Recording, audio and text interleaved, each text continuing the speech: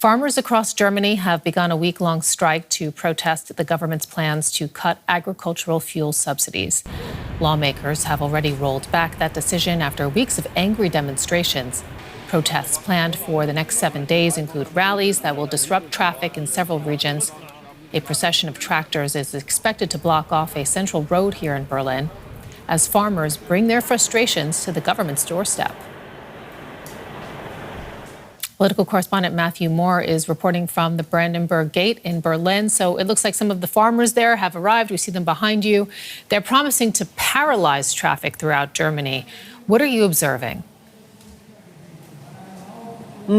Yeah, Sarah, they certainly paralysed the streets here around the Parliament building and the Brandenburg Gate.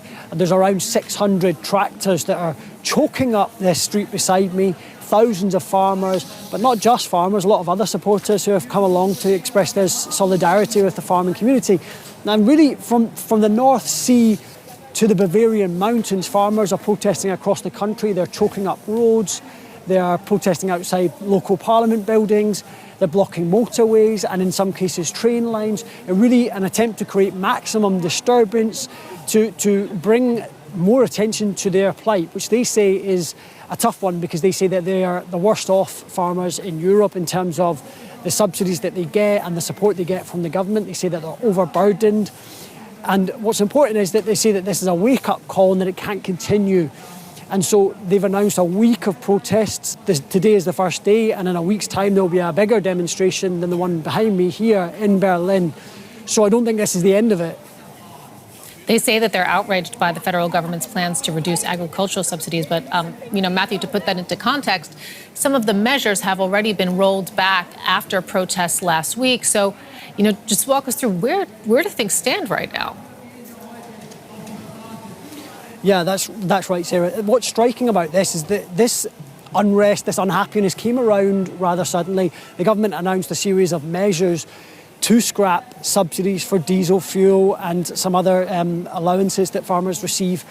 And essentially the unrest was so swift and so loud and the backlash was so great that the government said, OK, we will slow down the changes or we'll scrap some of them. But the government and the farmers' unions have said, hold on a minute, that's still not good enough. A delay is still going to punish us in the future. And so what they've said, enough is enough. Our situation is far too precarious to allow that to happen. And what's interesting is that this has now become a focal point for wider unrest in the country, I would say. The government here in Berlin is deeply unpopular, and a lot of people have seen this farmers' protest and they sympathise with the farmers and they've come along to show their support. And people with ulterior motives, alternative motives, are also kind of hanging on to the protests. And so it seems to kind of reflect a wider mood change in the country. And that's what I want to pick up on, people with ulterior motives, because the government has warned that far-right groups could get involved. What's the situation there? Well, there's been a number of warnings about this, I think because of groups on Telegram, on social media channels, who have been using the farmers' protest to kind of mobilise their own supporters, whether that's far-right groups or nationalist groups who maybe have fantasies for overthrowing the government, as some ministers have referred to.